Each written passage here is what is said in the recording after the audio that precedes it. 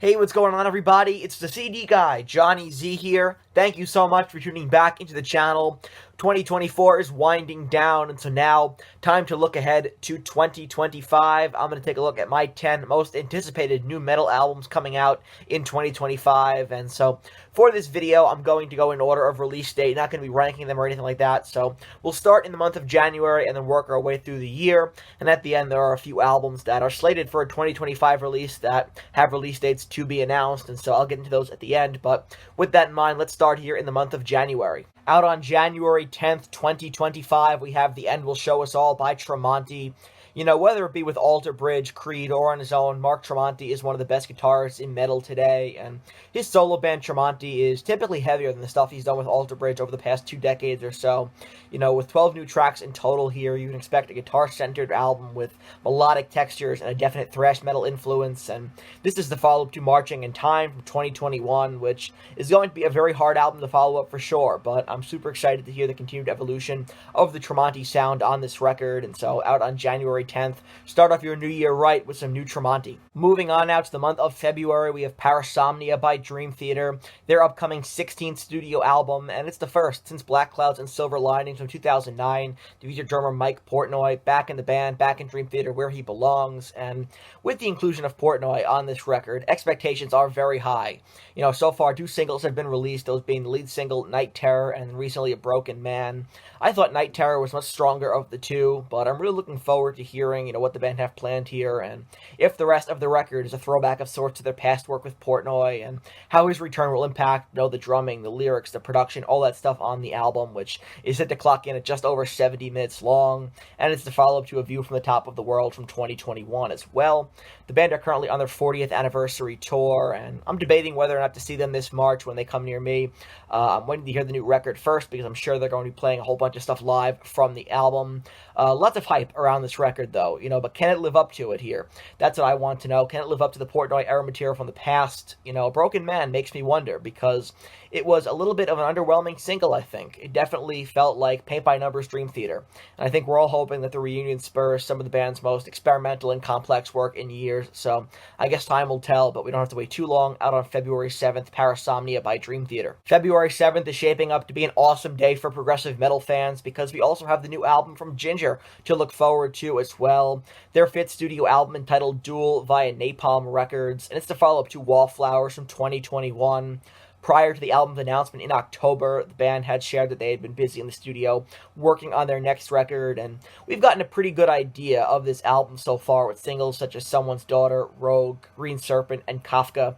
The band sound absolutely on top of their game. Vocalist Tatiana Shmeliak, you know, still sounds incredible with her brutal, clear vocals mixed with deep growls, and Wallflower was a massive success for the band, so it's no doubt going to be a hard album to top, but the singles we've heard so far have been great, and I can't wait to hear them in the context of the album. Next up, Sleepless Empire by Lacuna Coil, out on February 14th.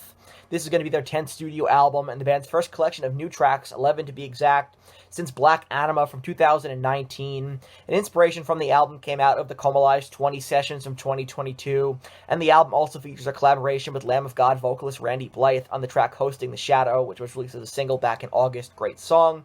Lacuna Coil are fantastic. Christina Scabia is an awesome vocalist, and it's been too long since we've had a proper new Lacuna Coil album, and it's definitely time for a new record. I was not a big fan of Comalized 20. I think they should have just left the album alone. But anyway, back in the studio here with their first album of, you know, really new, proper material since 2019. So, yeah, long overdue. It's about time. I can't wait. And February is shaping up to be a stacked month for new releases. Following that up here with This Consequence by Killswitch Engage, out on February 21st. Their 2025 headline tour kicks off in March, but a month before that, we'll have the release of This Consequence, the follow-up to Atonement, from 2019 through Metal Blade Records, and the band released the lead single Forever Aligned last month, and it's pretty much exactly what I'd expect from Killswitch Engage. You know, they're a band who found their formula and don't stray too much from it, you know, very recognizable sound. You can tell it's Killswitch Engage just in the first few seconds of the song, and so, you know, if you follow the channel, you probably know by now that a lot of metalcore bands are hit or miss for me, but Killswitch might be my favorite metalcore band of all time. You know, they've remained consistent like this for 20 plus years, and looks like the new album will be more of the same, but in the best way possible. Next up, Balls to the Wall Reloaded by Udo Dirkschneider, out on February 28th. Former Accept vocalist Udo has re-recorded the classic Accept album Balls to the Wall for his 40th anniversary, featuring guest appearances by Mil Petroza from Creator, Biff Byford of Saxon, Michael Kiske of Helloween, Dee Snider of Twisted Sister, Ripper Owens of KK's Priest, Doro Pesch, and more. That's a star-studded lineup of legends. I can't wait to hear it, not to mention, of course, on bass, longtime former Accept bassist Peter Baltus. So, it's funny. There's actually more members of the classic Accept lineup in Udo's solo band than in the actual Accept. But nonetheless, Balls to the Wall is one of those essential metal albums, with classic tracks like, of course, the title track. But in addition to that, London Leather Boys, Fight It Back, Head Over Heels, Love Child, Losers and Winners, Turn Me On, Winter Dreams, etc. And so, I'm definitely looking forward to hearing how it's reimagined. It won't be able to top the original, obviously, but I'm really interested to hear all these great musicians converge to cover the record. And so that's out on February 28th. Going to be really cool to celebrate 40 years of Balls to the Wall. Into the month of March we go here. Out on March 7th, we have Black Light, White Noise by Smith Kotzen, the second album from the collaboration of Iron Maiden's Adrian Smith and the Winery Dogs' Richie Kotzen. It's the follow-up to Self-Titled from 2021.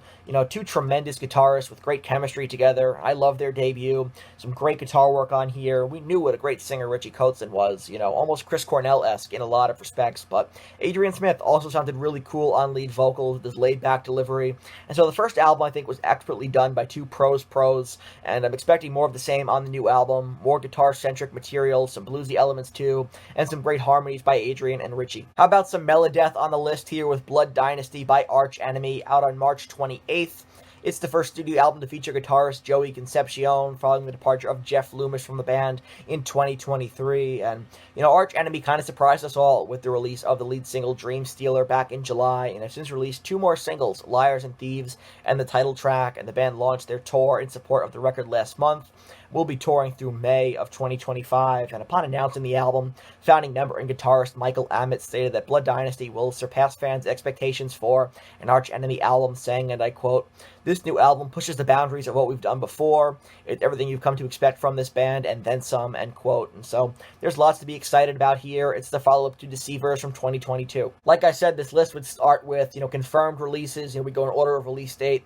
And at the end here, I have a couple of albums that are slated to be released in 2025, but the release date is still to be determined, and that brings us to The Institute by King Diamond.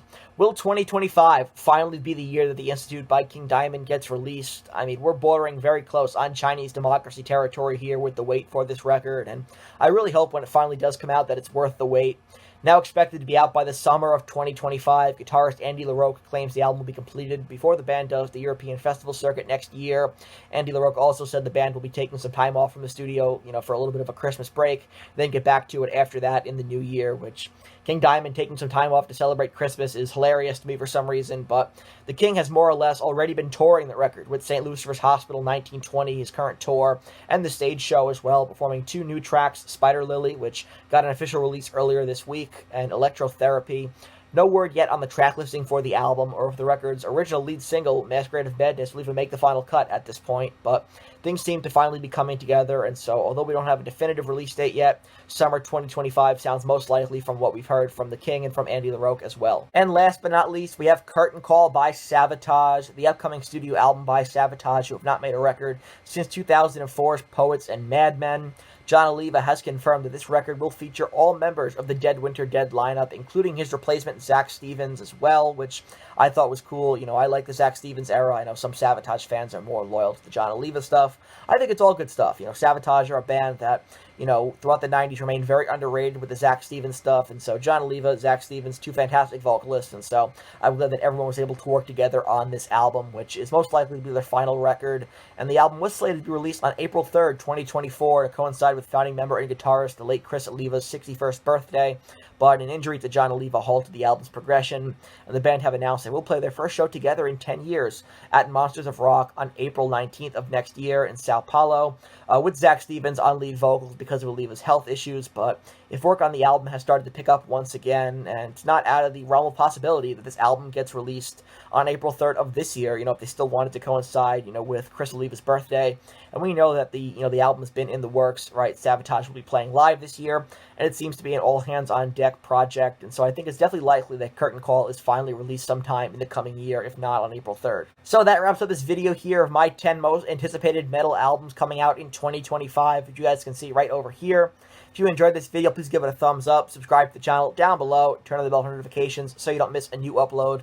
Hopefully, as these albums come out, I'd like to, get a chance to review as many of them as possible. So stay tuned to the channel for a lot of new album reviews and coverage coming in 2025. And let me know down in the comment section below what are your thoughts on my picks and what are some of your most anticipated metal albums of the coming year. I want to hear from you. And until next time, it's the CD guy, Johnny Z, signing off. Take care, everybody.